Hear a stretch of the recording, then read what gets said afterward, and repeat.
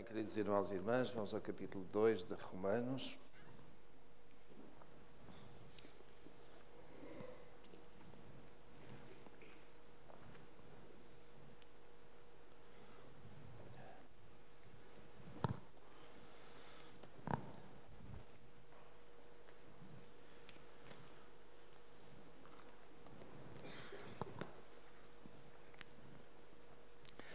Semana passada nós lemos até o versículo 11. Aliás, lemos até o 16. Considerámos que foi apenas os primeiros versículos. Vamos ler de novo até o versículo 16 e pegar onde ficámos a semana passada.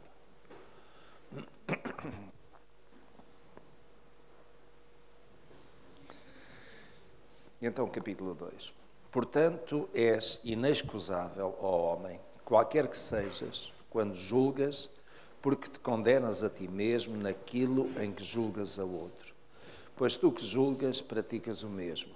E bem sabemos que o juízo de Deus é segundo a verdade, contra os que tais coisas praticam. E tu, ó homem, que julgas os que praticam tais coisas, cuidas que fazendo-as tu, escaparás ao juízo de Deus? Ou desprezas tu as riquezas da sua benignidade e paciência e longanimidade, ignorando que a benignidade de Deus te conduz ao arrependimento? Mas, segundo a tua dureza e o teu coração impenitente, entesouras ira para ti no dia da ira e da revelação do justo juízo de Deus, que retribuirá a cada um segundo as suas obras, a saber, a vida eterna aos que, com perseverança em fazer o bem, procuram glória e honra e incorrupção, mas ira e indignação aos que são contenciosos e desobedientes à verdade e obedientes à iniquidade, tribulação e angústia sobre a alma de todo o homem que pratica o mal, primeiramente do judeu e também do grego. Glória, porém, e honra e paz a todo aquele que pratica o bem, primeiramente ao judeu e também ao grego, pois para com Deus não há acepção de pessoas. Porque todos os que sem lei pecaram, sem lei também perecerão, e todos os que sob a lei pecaram, pela lei serão julgados. Pois não são justos diante de Deus os que só ouvem a lei, mas serão justificados os que praticam a lei. Porque quando os gentios que não têm lei fazem por natureza as coisas da lei, eles, embora não tendo lei, para si mesmos são lei. Pois mostram a obra da lei escrita em seus corações, testificando juntamente a sua consciência e os seus pensamentos, quer acusando-os, quer defendendo-os. No dia em que Deus há de julgar os segredos dos homens por Cristo Jesus, segundo o meu Evangelho. Começamos a entrar numa parte assim bem densa da carta de Paulo aos Romanos e entramos exatamente naquilo que é a grande questão aqui do judeu gentil, da lei e da graça, daquilo que era a prática das obras e aquilo que é das obras por causa da lei ou das obras por causa da graça de Deus e da nova vida. A semana passada nós vimos os primeiros versículos e estávamos exatamente aqui no versículo 6, que retribuirá a cada um segundo as suas obras, certo? E vimos a questão também daquilo que vai ser lá no dia do juízo, quando Deus separará para a vida eterna os que são crentes, os que são seus, mas para a morte eterna aqueles que o rejeitaram ao longo de toda a sua vida. Mas também, digamos, uma outra parte do juízo, que é o reconhecimento das obras de cada um. As nossas obras, diz a Escritura, nos acompanharão. Elas, de facto, não se separam de nós. E essas obras são consequência da nossa do nosso novo nascimento, da nossa entrega ao Senhor Jesus, da nossa confiança, da nossa dependência, da nossa obediência, mas com uma certeza muito clara, é que as nossas obras não nos salvam, não é? Nós somos salvos pela graça de Deus, mas as nossas obras nos acompanham. E elas servem para quê? Para que Deus, no dia do juízo, dê o galardão a cada um conforme os seus méritos, para além da vida eterna, não é? Portanto, isto significa que aqueles que são crentes, que se converteram e que têm uma vida de serviço ao Senhor, que são fiéis até à morte, aqueles que tudo fazem para glorificar o nome de Deus, naturalmente que vão receber uma recompensa, um galardão. Volto a dizer, isso não substitui a graça de Deus, nem é necessário para a nossa salvação. Nós somos salvos tão somente pela graça de Deus, mediante a nossa fé. Mas, exatamente por causa dessa fé que nós temos, nós somos obedientes, não é? E é essa obediência que nos leva a praticar boas obras que o Senhor vai reconhecer naquele dia. No versículo 7 e 8 e 9 e 10, nós temos exatamente aqui aquilo que vai ser a recompensa, não é? A retribuição de cada um segundo as obras. Então, ele vai dar vida eterna, mas vai dar vida eterna a quem? Vejam, está aí bem explícito. Vida eterna àqueles que, com perseverança em fazer o bem, procuram a glória e honra e incorrupção. Portanto, é um estilo de vida, mas são perseverantes em fazer o bem. E esta perseverança em fazer o bem resulta naturalmente em boas obras. E essas boas obras nos acompanham. Então, as nossas boas obras são consequência direta de nós termos aceito Cristo, não é? Como nosso Senhor e Salvador.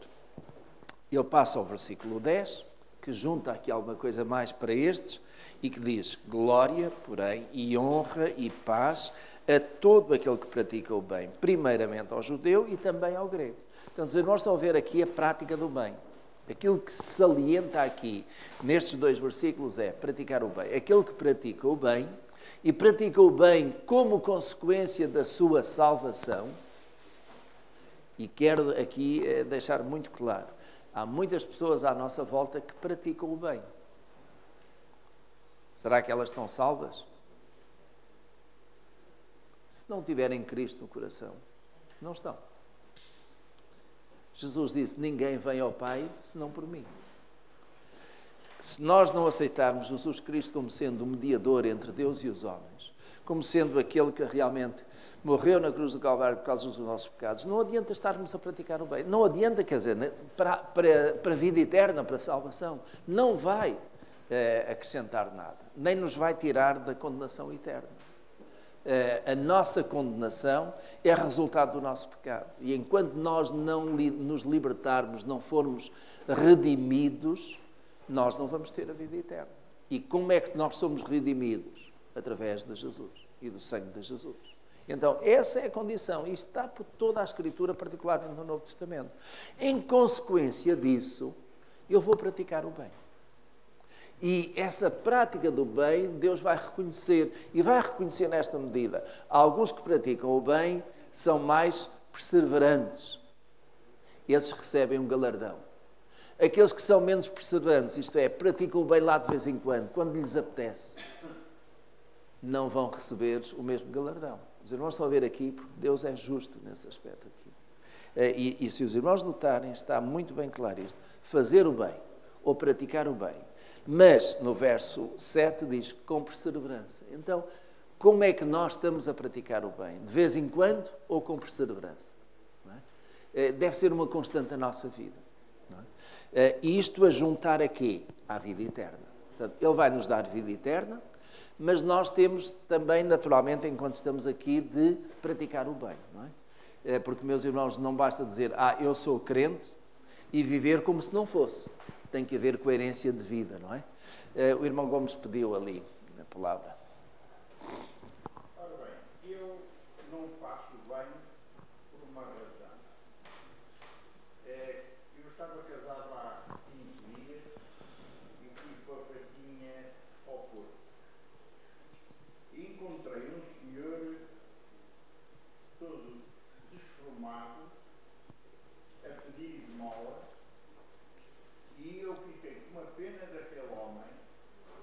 coisa por mais.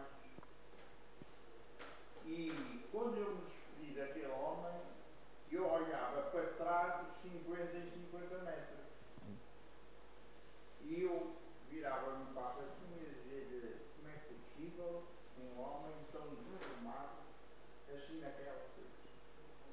Passava um bocado, irmão, e ele pôs-se direito e começou a subir a Avenida dos Aliados. Eu fui atrás dele, mas não o apanhei. Não sei se está a ver. Não estou, não. Não está. Não estou a ver naquela primeira frase que o irmão disse. Eu não faço o bem por causa disso. Exatamente. Mas está errado, desculpe. Nós não vamos fazer o bem porque os outros... Não vamos deixar de fazer o bem porque os outros fazem o mal. Mas aquele homem... Mas aquele homem dá contas dele. O irmão dá contas de si. Aquele homem fez com que eu não desse mais molas a ninguém. Isso é outra coisa. O fazer o bem aqui não é necessariamente dar esmolas. Fazer o bem aqui não é necessariamente dar esmolas. Eu podia acrescentar àquilo que o irmão está a dizer uma experiência que tive e que o irmão começou a relatar e veio à minha mente. Quando eu morava em Lisboa e frequentava, digamos, aquela zona ali dos Anjos, porque trabalhava na convenção, no metro vem um homem com uma bengala, entrou com a bengala e com a caixinha a pedir. E toda a gente não. Alguns foram-lhe dando a moedinha. 2 estações mais à frente, quando ele chegou ao fim da carruagem, saiu e quando começou a chegar junto às escadas, ele dobrou aquela coisinha, meteu no bolso e andou. E eu saí nesta estação também e fui atrás dele. O homem era cego só para os outros, não é? Eu não lhe dei esmola, mas seguramente que fixei a cara dele. Algumas pessoas dão e são enganadas, mas não é por causa do mal dos outros que nós deixamos de fazer o bem. Eu gostaria que o irmão e todos ficássemos com isto. Não é por causa dos outros serem maliciosos, de serem fraudulentos, que nós vamos deixar de fazer o bem ou que vamos fazer como eles, não é?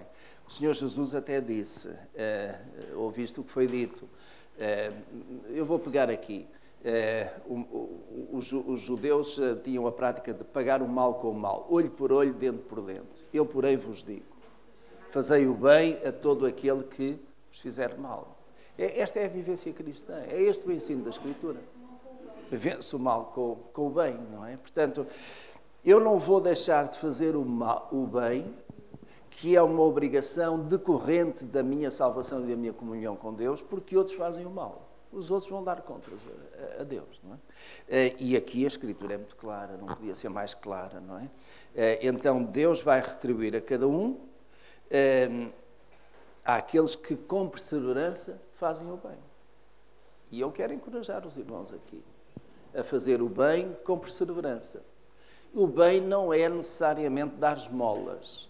Às vezes nós fazemos mal dando esmolas, porque estamos a alimentar vícios. Mas há pessoas que realmente têm necessidades. E a essas nós, tanto quanto possível, ajudamos. E a Escritura diz em Tiago também que nós devemos fazer bem a todos, principalmente aos domésticos da fé, não é? Esses estão em primeiro lugar. Agora, às vezes há domésticos da fé que também enganam. Também enganam. Cada um vai dar contas, não é? E quando nós percebemos que há engano, dizemos, olha, acabou, não há mais ajuda para ti, não é? Então temos... Agora, nós na boa fé procuramos fazer o bem.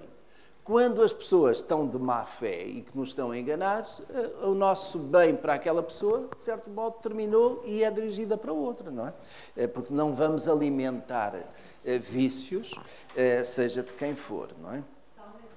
Uhum.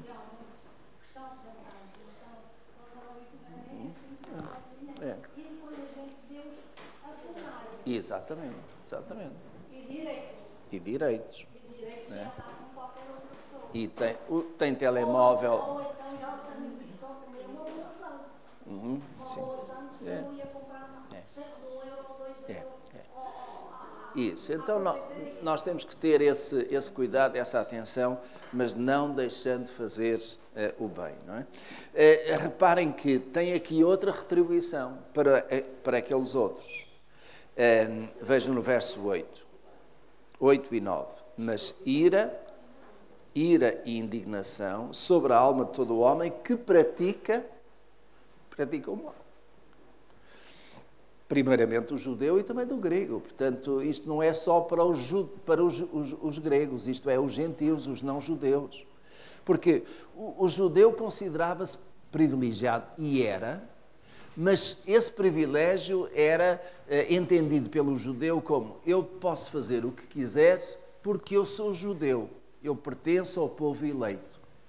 E, meus irmãos, a Escritura no Antigo Testamento está cheia de situações em que o povo judeu errou, foi desobediente e recebeu o castigo. Eu vou só dar um exemplo muito concreto. Os irmãos lembram-se quantos milhares saíram do Egito a caminho da Terra Prometida? Só de homens eram 650 mil, mais as mulheres e as crianças. Portanto, vejam, era de facto um número significativo. Desses, quantos chegaram? 2.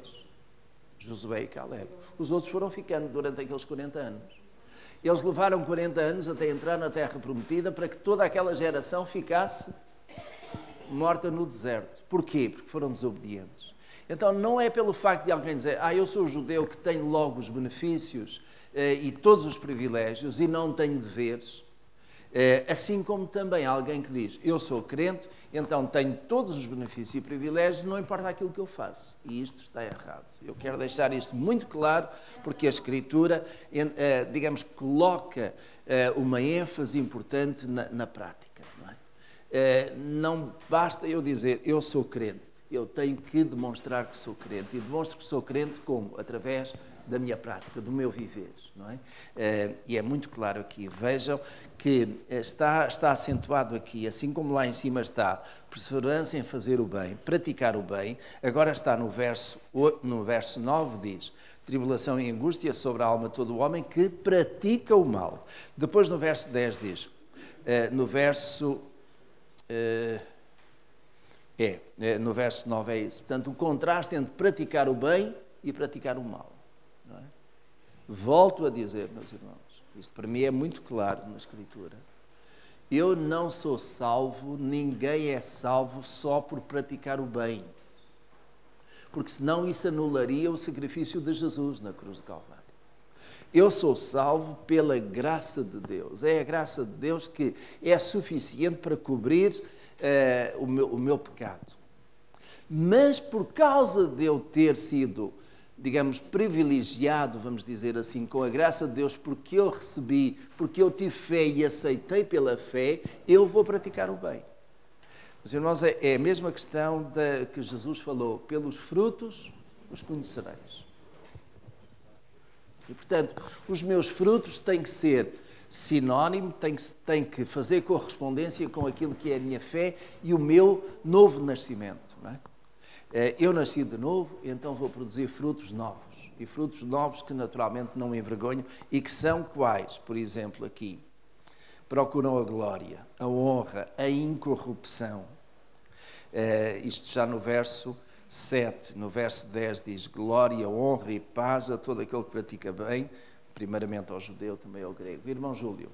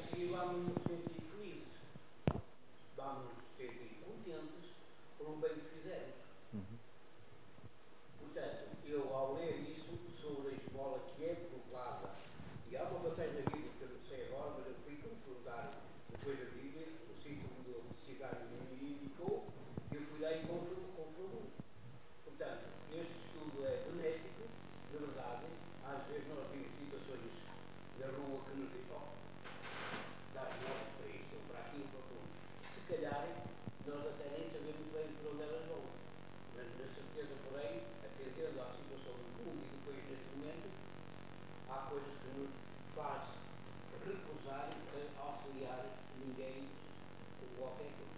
Mas a gente sente-se bem, eu pelo menos sinto bem quando façam bem. Sim, e tudo bem. Eu não quero contrariar isso de modo nenhum. Nem estou a dizer o contrário.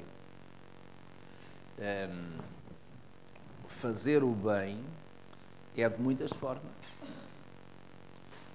E os irmãos, cada um na sua consciência, fará o bem da forma que achar mais adequada. O importante aqui, digamos, são duas coisas. Primeira, considerar que não é por alguém fazer o bem que é salvo, automaticamente. Isto tem que ser ponto assim.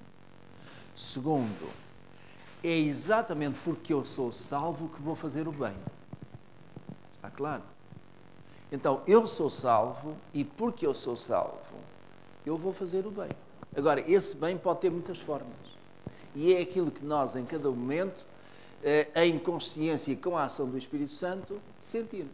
Vamos fazer desta maneira, vamos fazer daquela. Sabendo que às vezes fazemos o bem e algumas pessoas a quem estamos a fazer o bem não merecem ou são trapaceiras. Mas isso, cada um, naturalmente, dá contas a Deus por si. Não é? Sim, Sónia.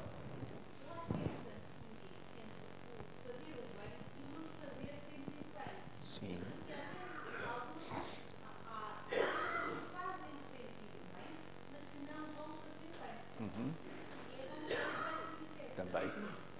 Também, é verdade, sim.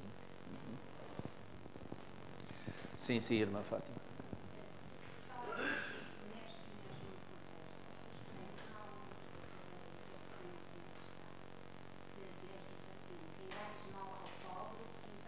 Empresta a Deus.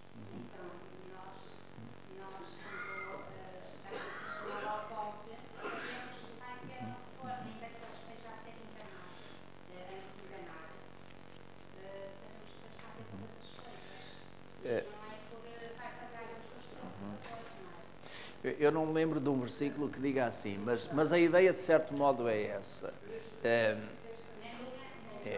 Aquele que quando fizeste alguma destas coisas a um destes pequeninos, a mim me fizeste. Portanto, é daí que veio a ideia. Temos de procurar aí, de certo modo, mas a ideia é essa, não é? Quer dizer, quando nós estamos a fazer e a cuidar do próximo, aliás, reparem, um dos mandamentos que é exatamente esse, amar o próximo como a ti mesmo. E amar o próximo como a nós mesmos inclui exatamente isso, fazer o bem. Não é? Fazer o bem. Porque o próximo é a criação de Deus. Sim. Exatamente, já mencionámos isso e é verdade, porque os domésticos da fé nós conhecemos os melhores, por um lado, e por outro lado também o quê? Nós não conseguimos ajudar o mundo inteiro. Então, como os nossos recursos são limitados, centramos naqueles que estão mais próximos, que nós conhecemos, que são da fé. Mas isso não significa que fique só aí. Primeiramente a esses, ou seja, eu não vou ajudar outros se só tenho recursos para um. Então, esse um eu vou ajudar o meu irmão ou irmã que tem necessidade. Mas isto é uma questão também entre nós e Deus. O apóstolo Tiago, sobre esta questão das obras, o apóstolo Tiago trabalhou este aspecto. Tiago capítulo 2.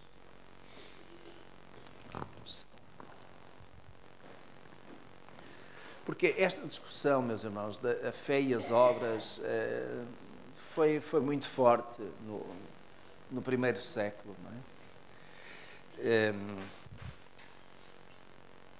E isto porquê? Porque, de facto, a prática dos judeus assentava nas obras. E era só pelas obras. Então, eles fazendo boas obras, fazendo algumas boas obras, com isso asseguravam a salvação. E não é assim com a vinda de Cristo Jesus.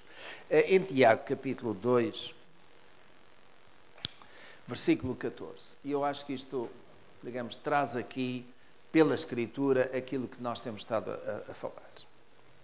Tiago, capítulo 2, verso 14. Que proveito há, meus irmãos, se alguém disser que tem fé e não tiver obras?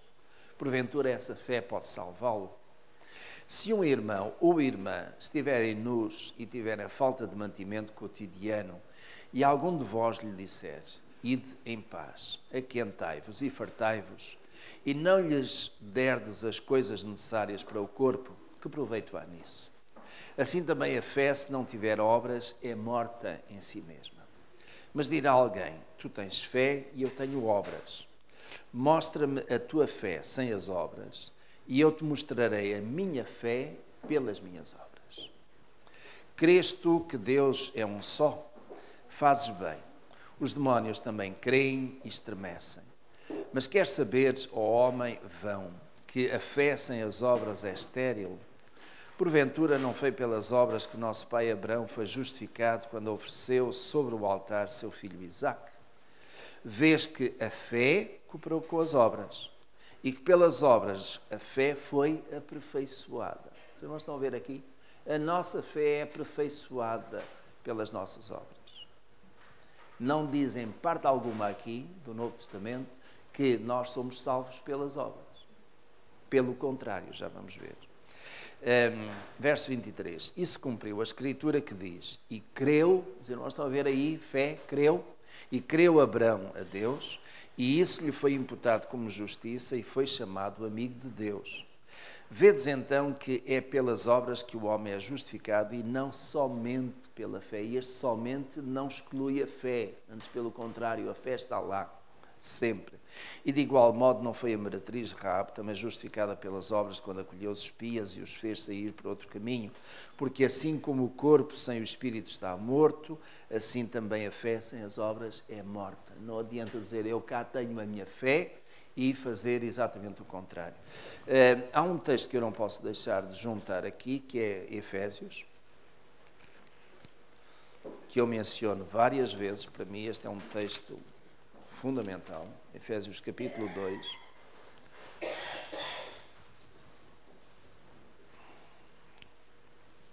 Se os irmãos não sabem de cor ou não sabem localizar, é bom que deixem uma marca, porque é fundamental.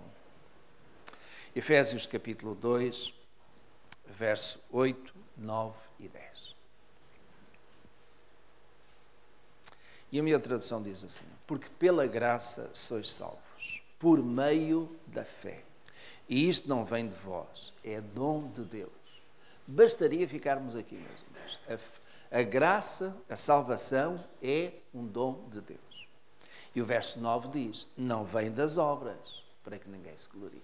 Então, a minha salvação não vem das obras que eu faço. Alguém pode, ao nosso lado, nosso vizinho, nosso amigo, ser uma boa pessoa, fazer boas obras, ela não está salva por isso.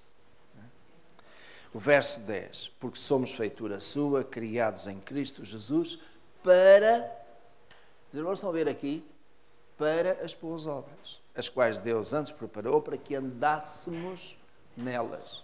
Não as praticássemos de vez em quando, este andar. E nós já estudámos recentemente a carta aos Efésios, e andar é o verbo forte, não é? Constante, é andar. Ou seja, é a minha caminhada, é o meu viver. Não é alguma coisa que eu faço de vez em quando, é sistemático, faz parte da minha vida, andar. Então, Deus preparou para que nós andássemos nelas. Eu vou andar nas boas obras, mas vou andar nas boas obras porquê? Porque eu sou crente e sigo a Jesus. Aquilo que Jesus fez, eu vou procurar imitar também. Os irmãos já têm ouvido falar daquele livro Em Seus Passos que faria Jesus. Esse livro não é a Bíblia, mas de certo modo o título é isso. Leva-nos a colocar-nos a nós exatamente nesta situação. Neste caso aqui, seja de esmola, seja de fazer este bem ou aquele, o que é que Jesus faria? E deixar que o Espírito Santo realmente nos dirija, nos mostre o que é que nós devíamos fazer, ou o que é que devemos fazer em cada situação. Às vezes não conseguimos perceber isso, somos enganados, outras vezes deixamos de fazer, mas os irmãos marquem bem aquilo que está aqui. Isto é o fundamento da doutrina da salvação. Pela graça sois salvos, por meio da fé. Ou seja, não basta estar lá a graça de Deus. A graça de Deus está lá para toda a gente. Mas quem, pela fé, chegar-se a essa graça e receber essa graça, então é que será salvo. O que é que isto significa? Quando Cristo veio, Ele morreu por toda a humanidade. Deus deseja que todos se salvem. Porquê é que alguns não se salvam? Porque não exercem a fé ou não querem exercer a fé e dizem, eu não creio em nada. Eu só creio no ser humano. Eu creio em mim, nas minhas capacidades. O resto, e creio também que esta vida acaba na sepultura. Portanto, há que viver aqui, porque para além da morte não há mais nada. Alguns é nisto que creem. É isso que creem. Esses, naturalmente, não vão receber a graça de Deus. Porque há aqui uma contrapartida. Os irmãos notaram bem? Pela graça sois salvos, por meio da fé. Então, a graça é de Deus, a fé é minha. A minha fé responde a essa graça de Deus, aceitando o sacrifício de Jesus. E isto não vem de nós. É dom de Deus, é uma oferta, uma dádiva, não é? Não vem das obras para que ninguém se glorie. Ou seja, não é pelas obras que alguém é salvo. Seja judeu, seja gentil.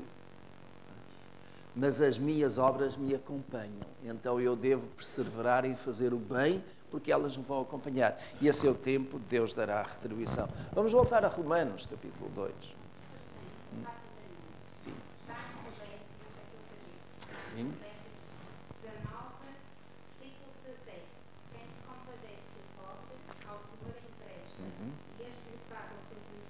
Muito bem.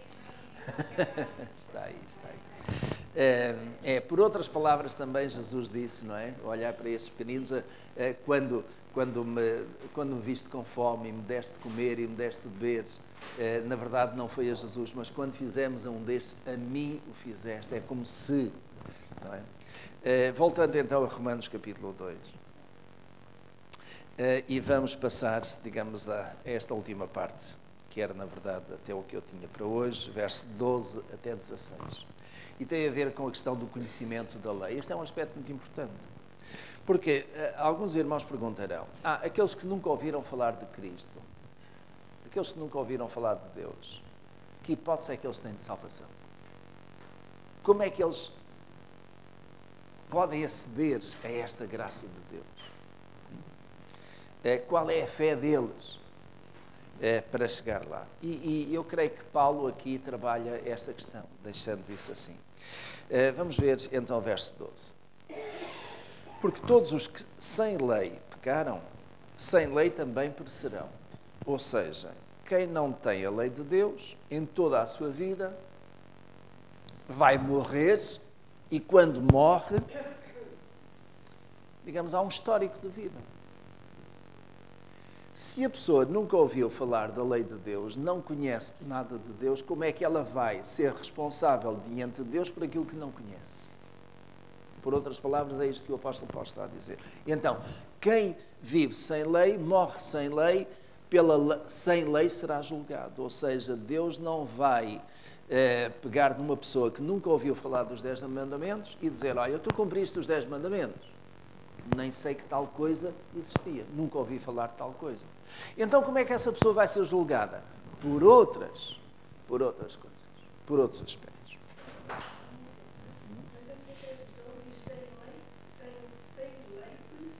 Sim, mas este perecer é no sentido da morte, não é? O perecer não tem que ser necessariamente ser excluídos da presença de Deus. Perecer é morrer, não é? Por exemplo, também se usa esta expressão na navegação. Houve um naufrágio, 10 marinheiros pereceram, morreram.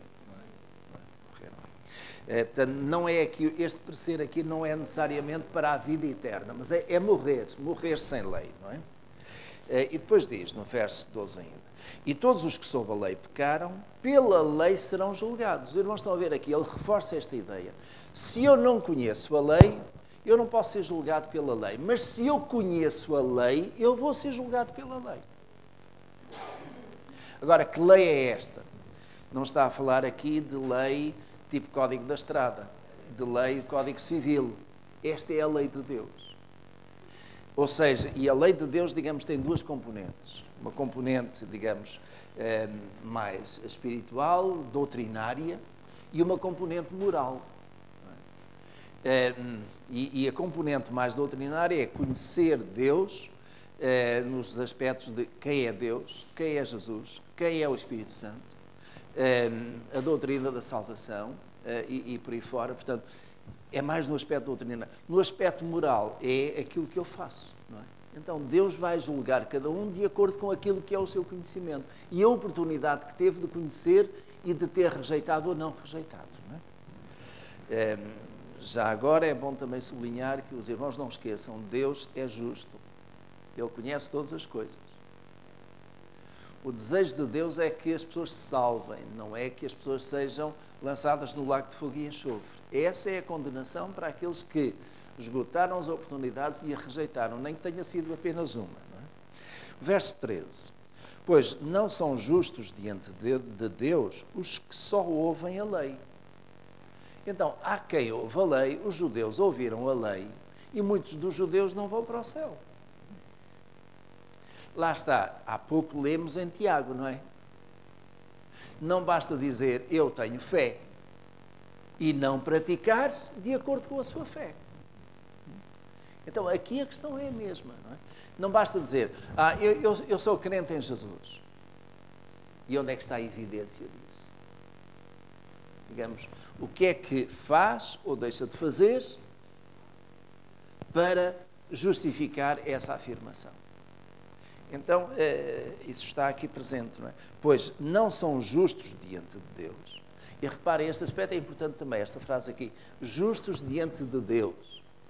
Alguém pode julgar-se justo aos seus próprios olhos. Olha para o espelho e diz, tu és justo. Aqueles que estão à sua volta dizem, este é um homem ou uma mulher justa. Mas é diante de Deus que vai contar.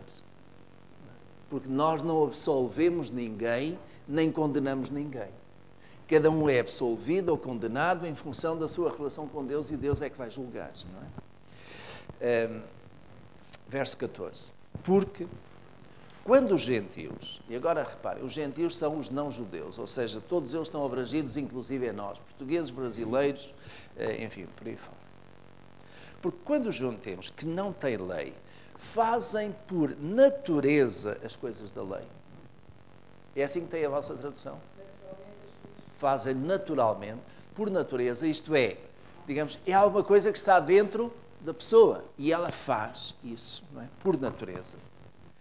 Eles, embora não tendo lei, para si mesmos são lei. Ou seja, cada um sabe e tem dentro de si uma coisa que se chama consciência. E pela sua consciência sabe aquilo que está certo e aquilo que está errado. Do modo geral. Há coisas, porventura, em que, por falta de conhecimento bíblico, pode ter dificuldade em dizer, eu não sei bem se isto é certo ou se aquilo é errado. Também quero dizer que a Bíblia não tem, no final, um apêndice com um catálogo de não faças e faz. Isso nós vamos encontrando ao longo da Escritura. Há coisas que estão escritas claramente. Não por exemplo, não matarás. Não há dúvidas. Não dirás falso testemunho. E por aí fora. Isso está lá bem definido, não é? Mas há outras coisas que não é assim tão preto no branco, não é? E, digamos, situações concretas, se isto que me estão a pedir para fazer é correto ou não é. Então, meus irmãos, nós temos uma coisa que se chama consciência e essa consciência qualquer ser humano tem. As crianças de pequenino não precisam que ensiná-las a mentir ou ensiná-las a fazer alguma coisa errada, pois não. No início eles não sabem. É aquele período da inocência. Mas quando elas começam a perceber que alguma coisa é errada, e quando elas voltam a fazer, e foram, de certo modo, ensinadas de que aquilo não, e até receberam algum castigo, uma palmadazinha, ou, digamos, na medida certa, elas percebem que não. Mas quando elas querem desafiar, o que é que fazem? Vão assim, Pegam. E depois, quando são apanhadas, como é que elas fazem? Põem as mãos à frente das costas, não é? À frente. Porque elas sabem perfeitamente que aquilo que fizeram foi errado, já tinham sido avisadas disso. Agora, meus irmãos, isto é importante. A criança não sabe que é errado até fazer e alguém lhe dizer que é errado. Ou seja, desde pequenino que nós ensinamos a lei do certo e do errado às crianças. Certo? E elas vão aprendendo e vivendo com isso. Há culturas, há países, há famílias em que algumas coisas são consideradas certas, podes fazer, e outras não. Isso, digamos, deixem-me usar esta expressão, é a lei da casa, é a lei da família. E a criança vai crescendo, digamos, nesse ambiente de não fazer certas coisas porque é errado. Até às vezes, isto tem a ver com a cultura familiar ou a cultura da sociedade. Mas também eu estendo isto à cultura eclesiástica. Há igrejas em que isto não é permitido, isto está errado. Vou-vos dar um exemplo muito concreto para não ir longe demais. Em algumas igrejas, as irmãs que vêm para aqui de calças não podiam entrar. Porque nessas igrejas usar calças não é permitido. Não importa dizer quem, não é só. Há igrejas em que as irmãs que estão aqui de cabelo curto não poderiam cortar o cabelo, porque seriam excluídas. Mas isso, pergunto eu, está na Bíblia? Eu não encontro isso lá, assim, dessa maneira. Mas não vou criticar, simplesmente respeito. Porquê? Porque são as normas, são as regras daquela igreja, não são das nossas aqui.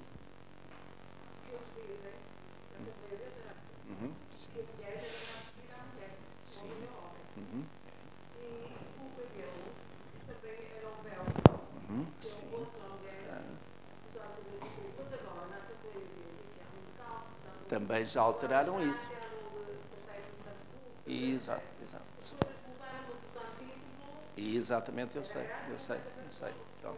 A irmã Manuela falou, a Assembleia de Deus é assim. Não é só, a Assembleia de Deus tem isso. A congregação cristã, que nós temos aqui em Matosinhos, tem essa prática. Permitam-me só, que há uns tempos atrás entrou aqui uma senhora relativamente jovem, vinha de calças, de cabelo comprido, e a minha esposa abeirou-se dela, cumprimentou, e a minha esposa foi medida de cima a baixo. Tinha cabelo curto e usava calças. E depois, quando disse que era a esposa do pastor, pior ainda. Essa senhora esteve aqui no culto daquela vez, não voltou mais. Quer dizer, eu não fui atrás dela, desculpem dizer isto, não fui atrás dela. Porquê? Porque ela não se iria sentir bem aqui. Ela iria querer impor aquelas regras e as ideias que ela tem, naquilo que na sua consciência está certo, à nossa igreja. Nós não vemos isso. Assim. E eu não vejo, porque, meus irmãos, para mim, aquilo que eu encontro de linha de força na Escritura é o nosso exterior deve ser condizente com o interior. E que adianta eu, e aqui vou ser talvez um bocadinho muito radical, que adianta eu, por fora, estar muito bem composto e cá dentro ter imoralidade.